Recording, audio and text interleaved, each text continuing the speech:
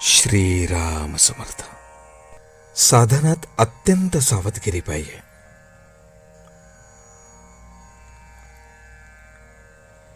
शेताची मशागत झाली, बी उत्तम पेरले, पाऊस चांगला पडला आणि रोपही जोराने वर आले, तरी काम झाले असे नाही.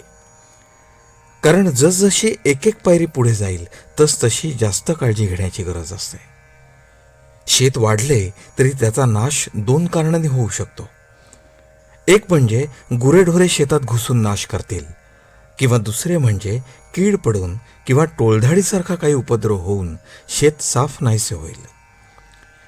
यापैकी पहिले कारण थोडे स्थूल आहे आणि दुसरे कारण थोडे सूक्ष्म आहे.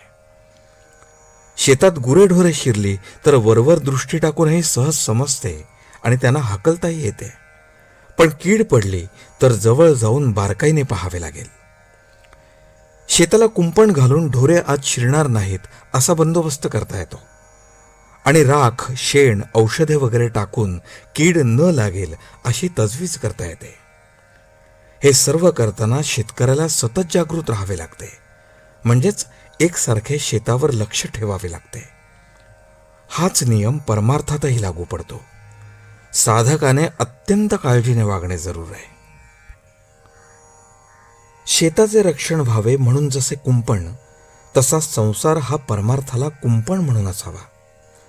कुंपणालाच जर खत पाणी मिळाले तर कुंपणच शेत खाऊन टाकते.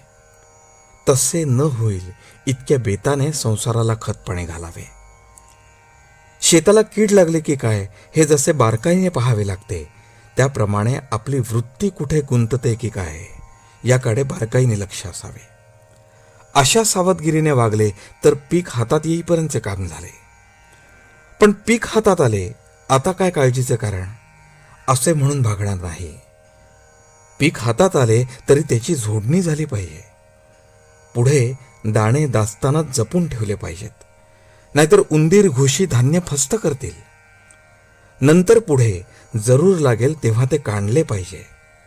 काढताना सुद्धा दाणा फुटणार नाही इतक्या बेताने ते काढले पाहिजे. अशा तऱ्हेने आरंभापासून शेवटपर्यंत अगदी जागरूकतेने वागले पाहिजे, तरच साधकाची शेवटपर्यंत तग लागेल. नाहीतर मध्येच निष्काळजीपणामुळे आणि सर्व काही हाती आले अशा भ्रमाने वागले तर प्रगती थांबेल. अशी उदाहरणे फार आढळतात, म्हणून अतिशय सावधगिरीने वागावे. जो साधक प्रपंचामध्ये असेल त्याला प्रपंची लोकांच्या संगतीत राहावे लागणार, पण त्याने फार सांभाळून राहायला पाहिजे. आपली वृत्ती केव्हा बदलेल याचा नेम नसतो. खरोखर परमार्थ ही कठीण शिकारच आहे. शिकार अशी मारली पाहिजे की आपल्या मीपणाला मारून आपण जिवंत राहिले पाहिजे आणि आपल्याला नको तेवढेच गळून पडले पाहिजे. आजचे बोधवचन. सावधानता ठेवून नाम घ्यावे, नामाची सतत धार धरावी, म्हणजे ते कृतीपर्यंत पोहोचते. जानकी जीवन स्मरण.